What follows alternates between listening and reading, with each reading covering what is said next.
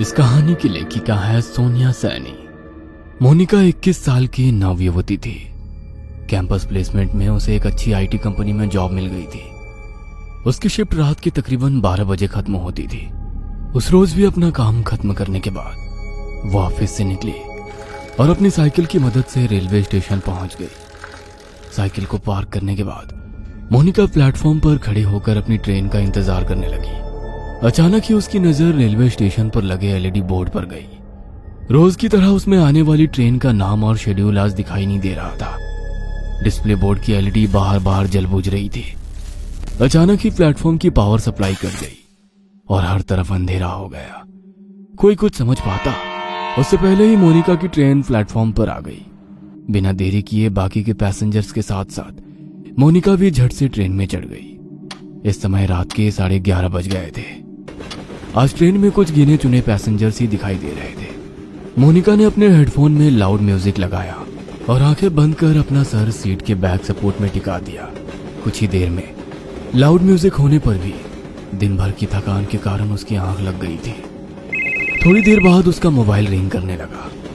Ring की आवाज से मोनिका की नींद टूट गई। स्क्रीन पर पापा का नाम फ्लैश हो रहा था।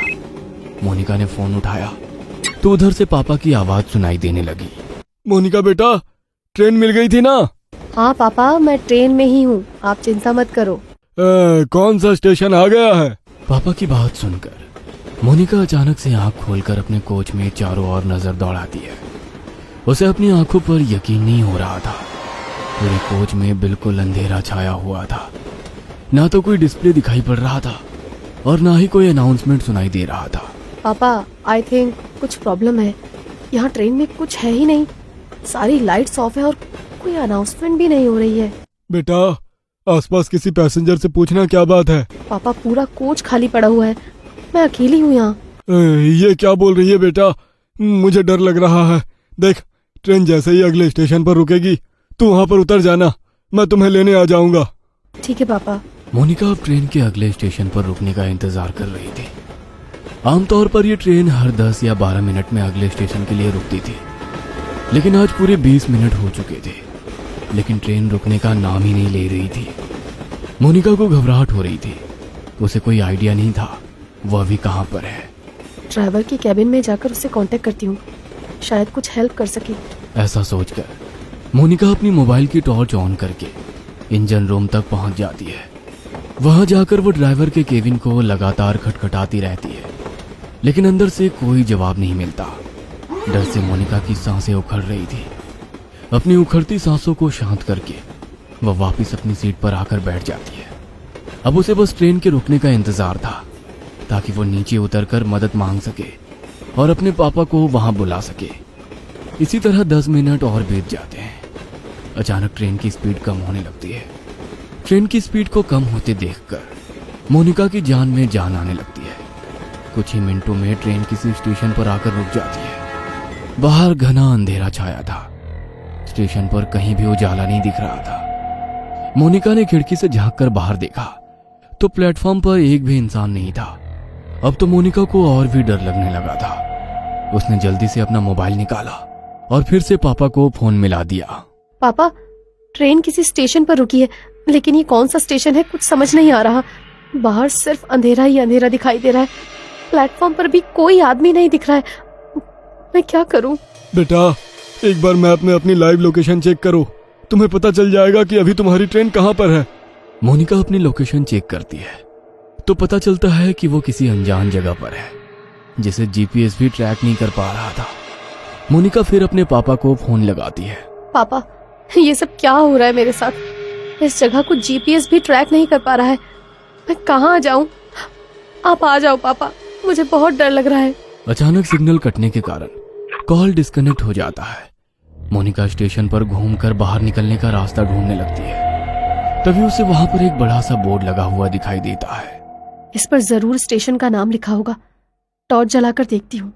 जैसे ही वो टॉर्च की रोशनी में बोर्ड की ओर देखती है, उसके शरीर में कपकपी सी होने लगती है। वह बोर्ड पूरी तरह से खून से लथपथ था और उस पर से अभी भी खून की बूंदें टपक रही थी।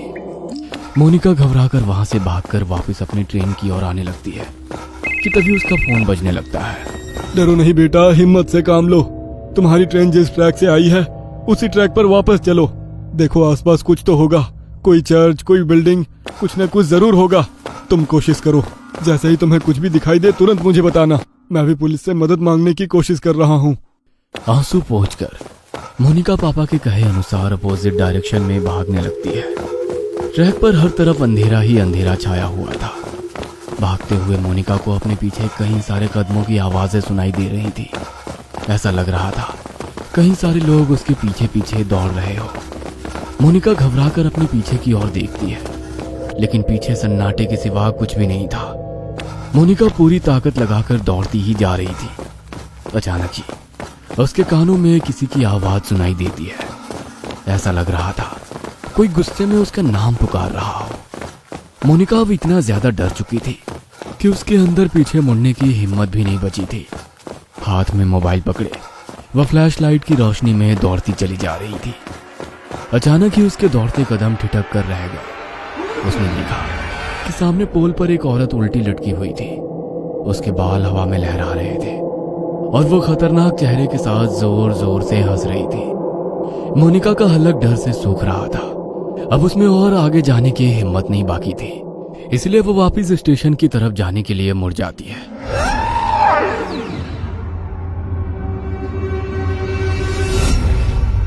वापस मुड़ते ही उसे कुछ दूरी पर एक आदमी दौड़कर उसकी ओर आता दिखाई देता है। उसका पूरा शरीर कटा फटा सा दिखाई दे रहा था। उसका चेहरा बहुत डरावना दिख रहा था, जैसे कहीं पर कुचला गया। वो आदमी हाथ हिलाकर उसे ट्रैक पर दौड़ने से मना कर रहा था। मोनिका को अब समझ नहीं आ रहा था कि वो कहाँ जाए। घबराकर वो फिर से पोल की तरफ देखती है, जहां अभी कुछ मिनटों पहले एक औरत उल्टी लटकी हुई थी। वो पोल अब बिल्कुल खाली था। आगे का रास्ता भी बिल्कुल खाली दिखाई दे रहा था, इसलिए उस आदमी से बचने के लिए मोनिका फिर से ट्रैक पर दौड़ने लगती है। कुछ दूर दौड़ने के बाद उसे ट्रैक के पास एक गाड़ी खड़ी दिखाई देती है। मोनिका अपने पापा को गाड़ी के बारे में बताने के लिए फोन उठाती है तो देखती है कि फोन की बैटरी डाउन हो गई है। इस गाड़ी के हेडलाइट्स ऑन है, मतलब गाड़ी में जरूर कोई है। क्या करूं? मदद मांग लूं या ऐसे ही भूतिया स्टेशन पर अपनी मौत का इंतजार करती रहूं? मोनिका कुछ देर सोचती है और उसके बाद हाथ हिलाते हुए गाड़ी के सामने जाकर खड़ी हो जाती है।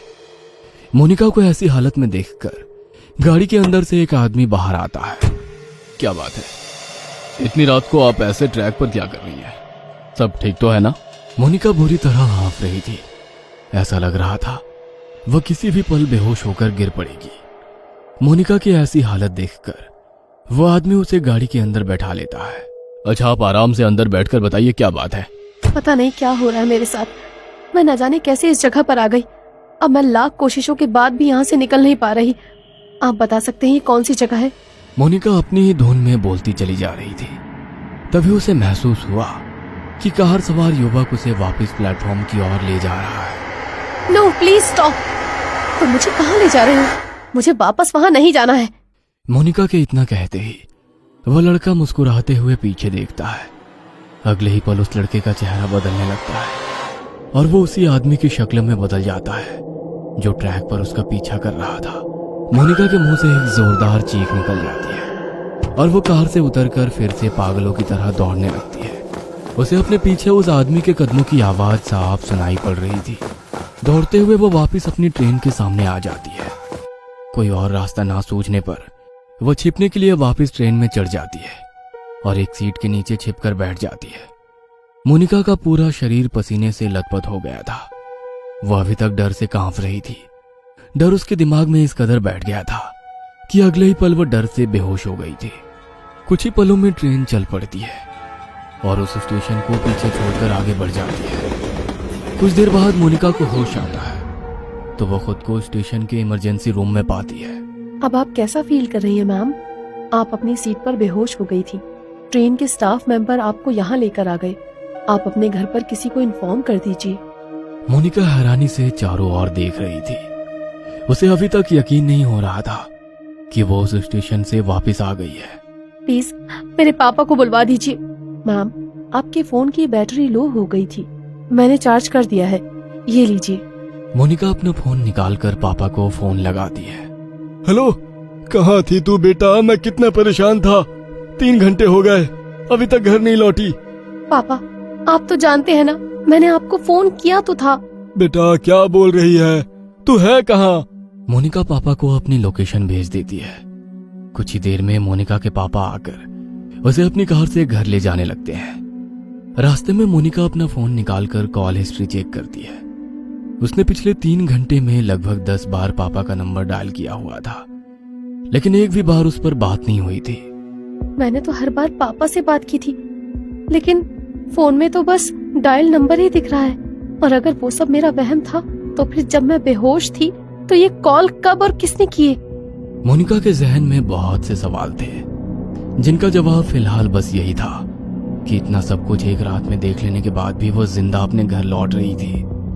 मोनिका पिछली रात की घटना को एक बुरा सपना समझकर भूल जाना चाहती थी कि तभी उसकी नजर अपनी गाड़ी के साइड मिरर पर पड़ती है। वो देखती है कि वही कटे पिटे चेहरे वाला डरावना आदमी उसकी गाड़ी के ठीक पीछे पीछे चला आ रहा है। ये कहानी आपको अच्छी लगी हो तो हमें सब्सक्राइब करें, हमारा इंस्टाग्राम और फेसबुक पेज जरूर फॉलो करें। अगर आपके पास ऐसी ही कोई कहानी हो तो हमें कमेंट बॉक्स में भेजें। हम कोशिश करेंगे कि अगली एनिमेटेड स्टोरी आपकी होगी।